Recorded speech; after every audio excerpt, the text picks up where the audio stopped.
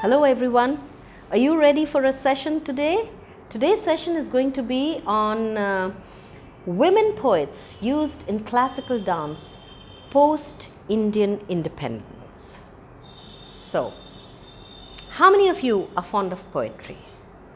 How many of you read poetry? How many of you specifically read women poetry? That is poetry written by women. Of course, you also have poetry written on women, but today we are going to concentrate on poetry written by women and how it has got integrated into the repertoire of Indian classical dances, particularly since the post-independence period. Let us begin by having a little idea of the history of women writing poetry in India. You do understand why poetry is important. Now, the power of poetry makes it a real force to reckon with. The poet speaks to the reader intimately, almost as if she is speaking to the reader in the ear, and gives you an insight into the working of her mind. If done well, it can illuminate parts of life to which you as a reader may never have connected before. With its brevity and with the power of a pointed arrow that is a flame, it affects you. It compels you to contemplate, compels you to consider what they are saying, and sometimes even succeeds in changing your ideas. India has a very strong tradition of poetry from ancient times. There have been male and female poets. In fact, even a few Vedic hymns are ascribed to women, but no definitive record of women's literary prowess exists predating the 6th century BC. The emergence of the first body of work, of poetic work by women, is attributed to the advent of Buddhism. Perhaps it was the freedom offered by the religion, the way of life it offered to women, and the principle of equality that it propagated, which allowed women to pen their thoughts for the first time. By offering the institution of the Sangha, Buddhism offered women the opportunity to break away from the restrictions of a domestic life. This was a major factor in the rise of Indian women's literature in the early 6th century onwards. The earliest known anthology of women's literature has been identified as poems belonging to the Therigata nuns. The poets were contemporaries of Buddha. One of these poems, Mutta, writes, "So free am I, so gloriously free, free from 3 petty things, from mortar, from pestle, and from my twisted lord." You see, religious escapism was the only way out for many women who were frustrated with a life shackled to the house. They chose to break away from the social world of tradition and marriage. Because of that freedom, there emerged poems and songs about what it meant to be free.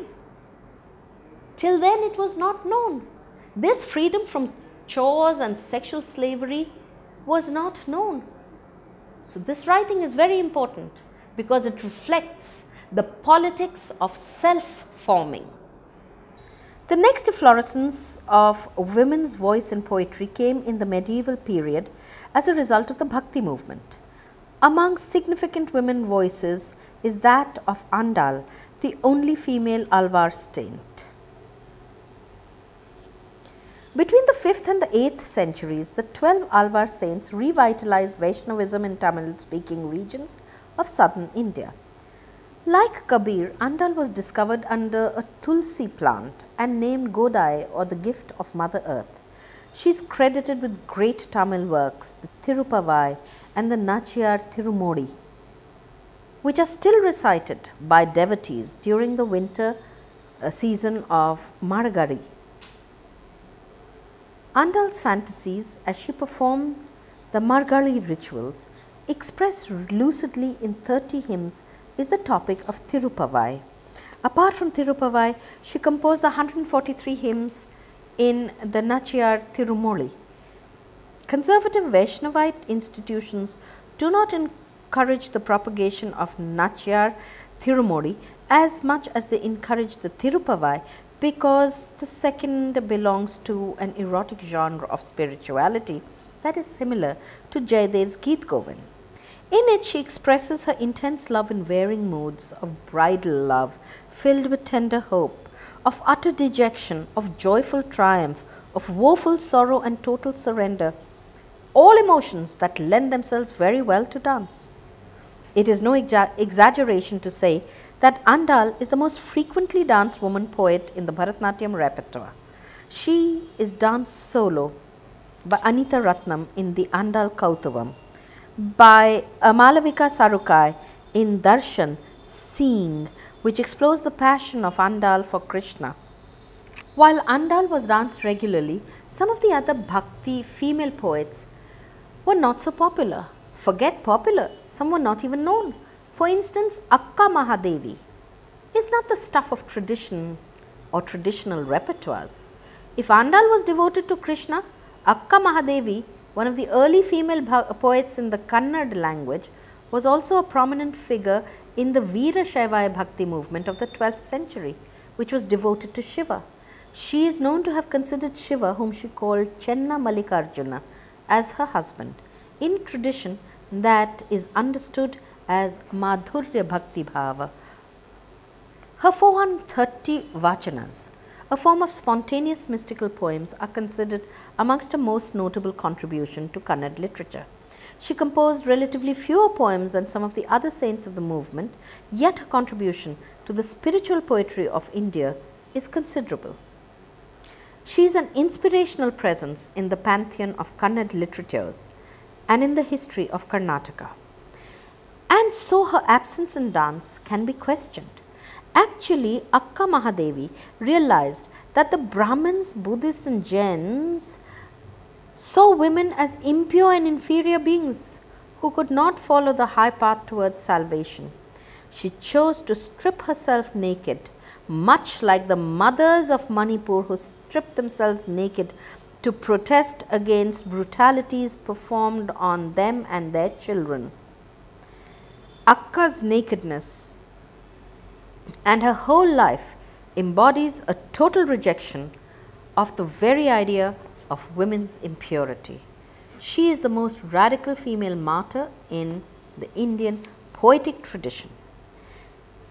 She finds reference in the dance drama Akka Mahadevi, Her Search for Shiva's Love, which was created by Chennai-based Bharatanatyam dancer Sarangarajan Vijayalakshmi and supported by the Swedish Institute and Christian Stad University College. It had its premiere in Bangalore on 27 July 2003 with representatives from the Karnataka state government and the Akka Mahadevi Samiti organization. It was subsequently performed in Sweden.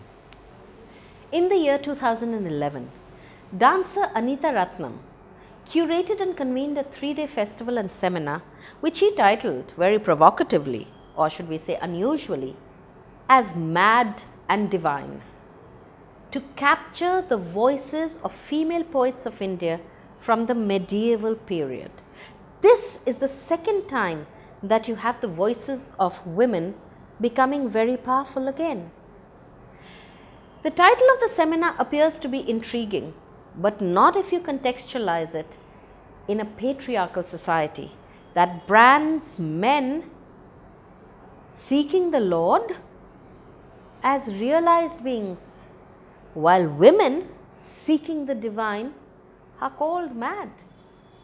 The further question that should arise in contemporary times and in our minds should be whether madness was restricted to that period in history, or can we term those women who break out of the norms to defy the established models and pursue their dreams of larger societal goals, often at great cost to themselves personally and emotionally?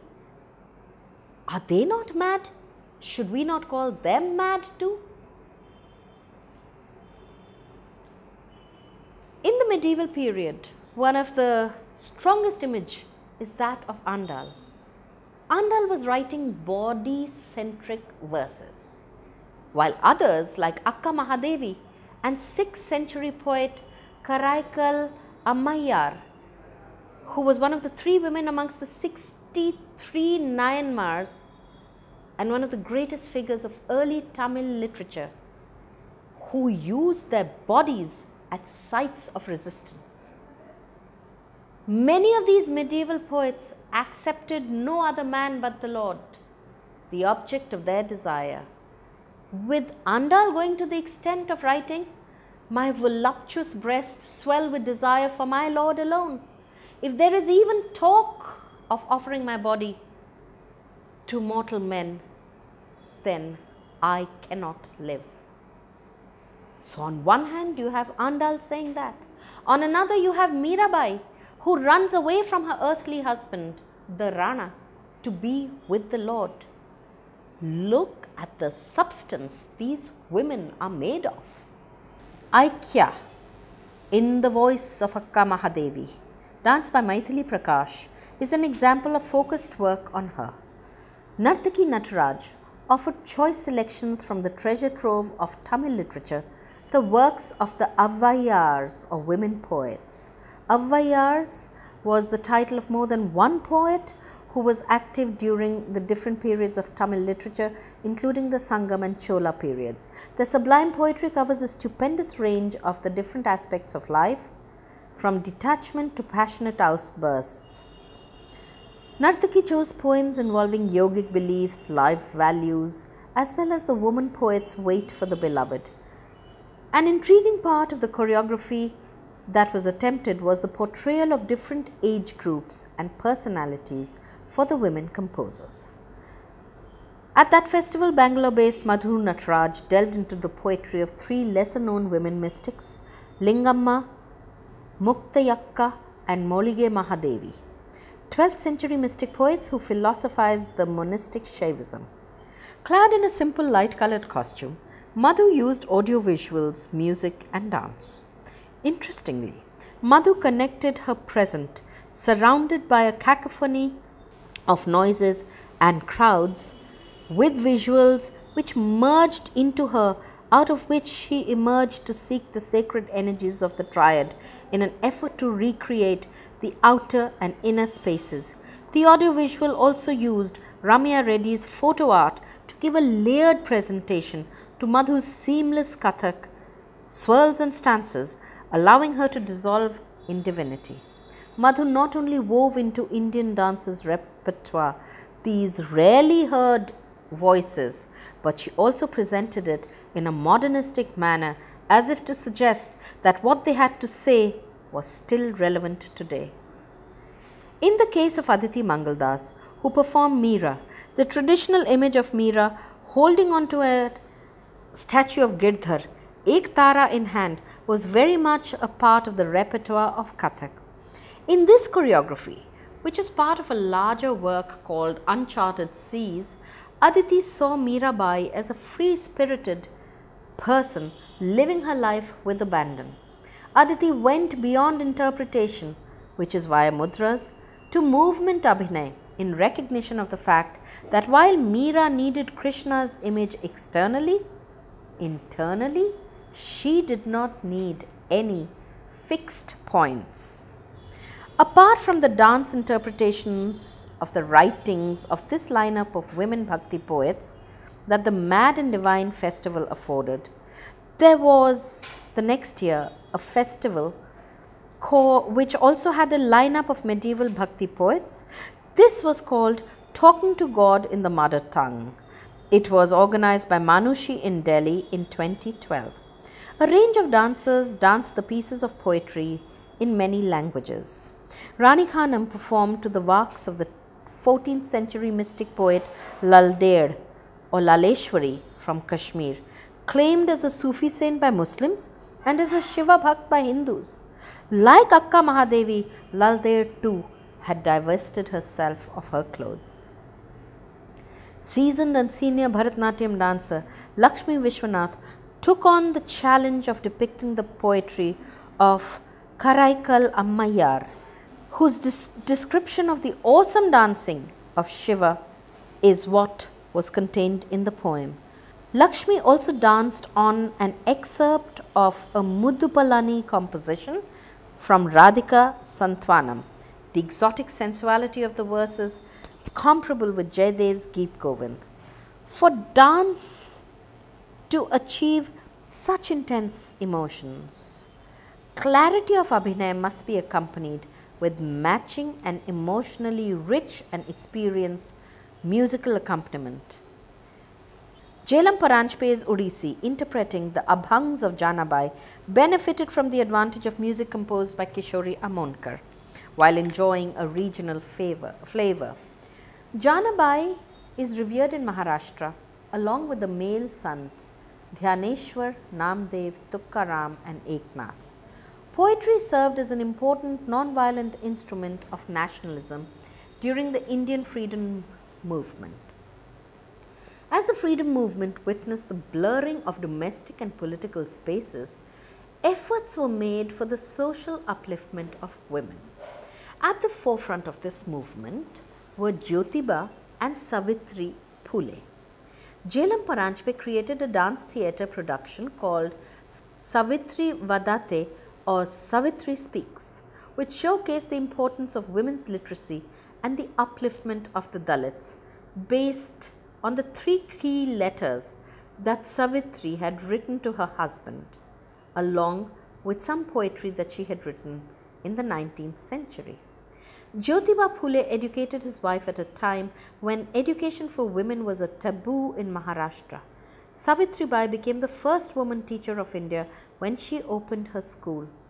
Neither gender nor caste disadvantage was allowed to keep her down, and she walked in step with her husband, far ahead of her times, lighting the lamp for other women to follow. This dance theatre presentation by Suhita Thate, Jhelam Paranjpe and the dancers of Smitalaya employed Odissi for the dance segments and interspersed it with some theatrical passages. In modern times too, certain performances using modern poetry stand out. The first is Aditi Mangaldasa's treatment in Kathak to excerpts from Italian author and journalist Oriana Fallaci's novel Letters to a Child Never Born. It is written as a letter by a young professional woman, presumably Fallaci herself, to the fetus she carries.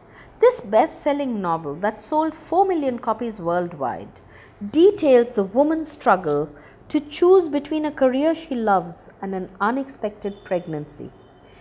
The work, as presented by Aditi, is an amalgam of traditional training and contemporary thought and reflects Aditi's open-minded approach. Another multi-artist work that employs poetry by women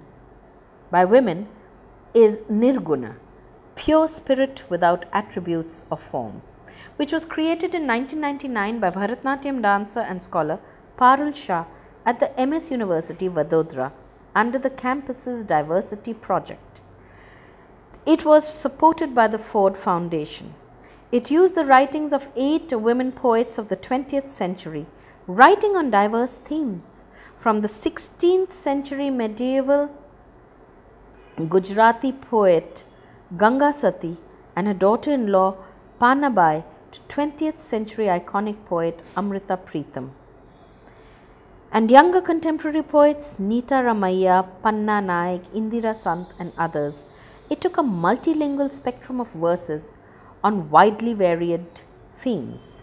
Using a combination of recitation, traditional music and specially composed tunes, the track was created for 8 dancers that comprised Bharatanatyam, Kathak, folk dance and modern dance separately and infused together in a harmonic whole. Whether written in the 12th or 13th century or in the 20th or 21st century, female voices continue to further the base of Indian philosophy and aesthetics, boldly, with intelligence, forthrightness, and with a pragmatic sensibility. This multidisciplinary dance theatre project integrated multiple streams of movement to voice the women's thought, concerns, struggles, and strengths. The work brought out the voices of contemporary sensibility of women across cultures. In 2008, choreographic collaboration came from Professor Jin Wen Yu, then Chair of Dance Program of University of Wisconsin-Madison, during a 40-day residency. The production had special inputs from Professor Sondra Frale, then Chair of Dance at the State University of New York at Brockport, who was inspired by the creation of Nirguna and narrated the poetry, reciting it as part of the musical score.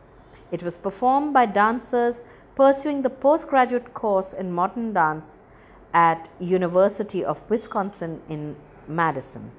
In 2009, Professor Janet Lilly, Chair, Dance, University of North Carolina, USA, got associated with Nirguna, and it was performed in Baroda. This unique sisterhood project, conceived and designed by Professor Parul Shah, paid tribute to a woman's battle against persecution and her determination to dare to live the life she imagines. It is brought forth with sensuous imagery, soulful and intense music, and evocative rhythms. Pakistan-born British poet, artist and documentary filmmaker Imtiaz Dharkar divided her time between London, Wales and Mumbai till her demise in 2011. Her 1997 book of poems titled Postcards from God was converted into a multimedia dance production by the Daksha Seth Dance Company, led by dancer Daksha Seth. Imtiaz's writings emerged from the no man's land, where themes like home, freedom, journeys, geographical and cultural displacement, communal conflict and gender politics intersect. She stands for women's empowerment at all times, castigating forces and symbols that shackle her. As a series of poems in her work, Parda specifically refer to the various aspects of a Muslim woman's life where she experiences injustice, oppression and violence engineered through the culture of Parda. This makes for a contemporary voice that is compelling. When Daksha created the work based on Postcards from God, she went beyond dance and presented a musical that wove in elements of other forms, involving collaborations with other artists from the disciplines of music, theatre, film and literary arts apart from dance. Postcard from God deals with the theme of life in jhuggis, with the jhuggi here being a symbol of our own lives, not quite whole, but a collage of bits and pieces, some cast off, some saved, some left over, all stitched together roughly into a patchwork quilt that makes up our lives, very much like a jhuggi is constructed. It suggests that despite its fragility, life is a miracle, rich with love, hope, and fleeting moments of joy and laughter. An international team of musicians came together to weave in the many divergent elements. Now, this is a wondrous example I've given you. But the question you might ask is, how do such collaborations happen? It is evident that they require much planning and investment of time, which is always at a premium with performing artists, and it is sometimes very difficult to synchronize shared and common time given different performance schedules and travel schedules. Well, often such work emerges by happenstance. All of a sudden, without any explanation, at a biannual conference organized around the promotion of Marathi language in the United States of America, in the city of Seattle in Washington in the year 2007, dancer Jelam Paranjpe, singer Ashwini Bhide and poet Vijay Rajadhaksha were invited. Circumstances compelled the three of them to spontaneously get together and create a joint presentation. They put together their talents and came out with Stree Rang, a creative piece based entirely on items about women. All three were on stage at the same time. Each performed singly and in duet format. For instance, Jelam and Ashwini performed 3 songs together: Vande-mataram, a Meera Bhajan and the Devi Stuti. I told you that they were songs about women. It's not that the writers and poets were women, but the songs were keeping the feminine principle in mind. Stree Rang, the production, concluded with all 3 doing a poem together. There was nothing planned about it. It just happened. Sometimes unusual work gets born out of a collaboration driven by a shared commitment to a subject. Now, this was true about a recent work presented by Bharatnatyam and Kuchipudi dancer Ananda Shankar Jayant. A strong woman herself, Ananda joined hands with a lady police officer from her city of Hyderabad. This lady, Tejdeep Kaur Menon, the police officer, is also a published poet. Together they came about to create a piece that is called What About Me? What About Me is a production that focuses sharply on the issue of gender justice. Ananda pushed the traditional movements performed by her group to address this issue, framed by the hard-hitting poetry of the police officer Tejdeep Menon, who, remember, in the course of her harsh conditions of her work, must have seen hundreds of such examples of gender injustice.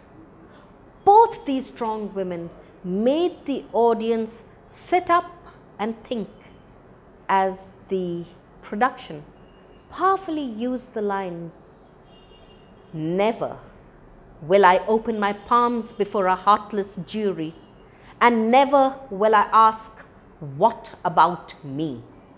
Never again will I ask, what about me?" Obviously, they had suggested a path not of the asking, but of the doing. Irrespective of whichever period such women write in, they continue to question certain fixed images, the monolithic images of domesticity, the patriarchal ideas that hold you back, the misogyny that puts you at a lower level. They not only push the envelope for themselves, but for the generations that will follow. They win freedom the hard way, but make it easier for us in this generation and the next generation to walk with greater ease and live a life full of choices.